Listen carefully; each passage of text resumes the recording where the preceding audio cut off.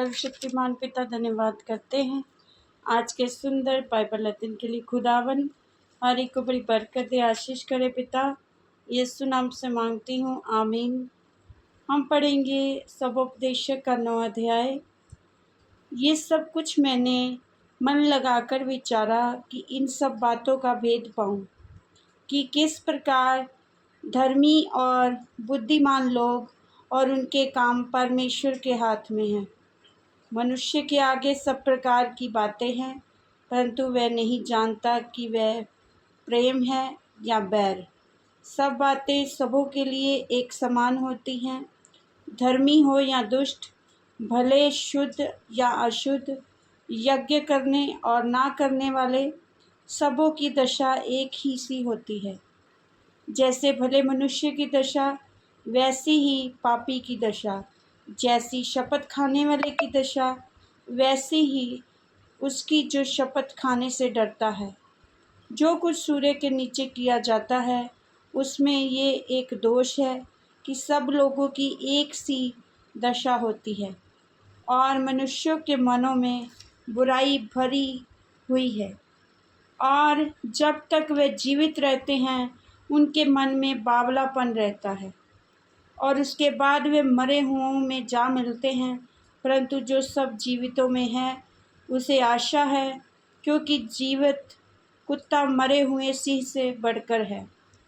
क्योंकि जीवते तो इतना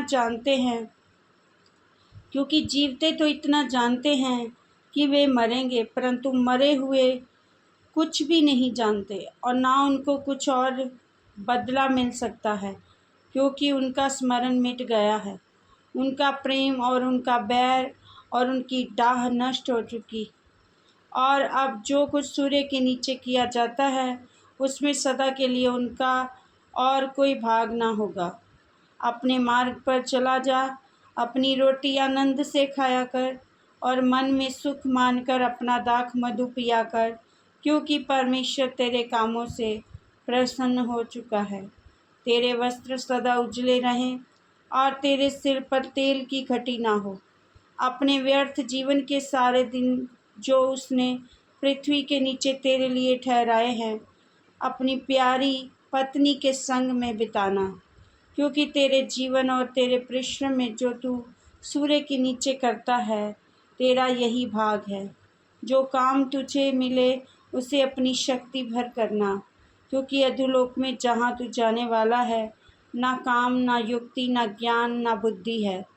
फिर मैंने धरती पर देखा कि ना तो दौड़ में वेग दौड़ने वाले और ना युद्ध में शूरवीर जीतते, ना बुद्धिमान लोग रोटी पाते, ना समझ वाले धन, और ना प्रवीणों पर अनुग्रह होता है। वे सब समय और संयोग के वश में हैं, क्योंकि मनुष्य अपना समय नहीं जानता।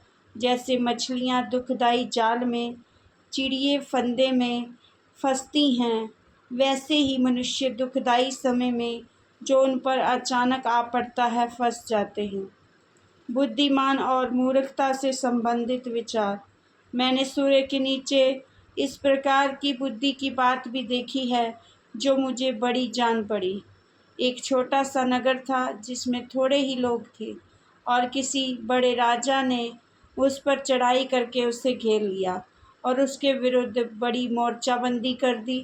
परंतु उसमें एक दरिद्र बुद्धिमान पुरुष पाया गया और उसने उस नगर को अपनी बुद्धि के द्वारा बचाया। तो भी किसी ने उस दरिद्र पुरुष का स्मरण न रखा। तब मैंने कहा, यद्यपि दरिद्र की बुद्धि तुच्छ समझी जाती है और उसका वचन कोई नहीं सुनता, तो भी पराक्रम से बुद्धि उत्तम है। बुद्धिमानों के वचन जो धीमे धीमे कहे जाते हैं वे मूर्खों के बीच प्रभुता करने वाले के चिल्ला चिल्लाकर कहने से अधिक सुने जाते हैं।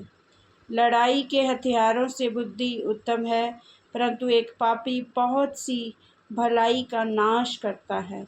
इस वचन के द्वारा प्रभु ब्लेस करेंगे सबको। जय मसीह की। आमीन।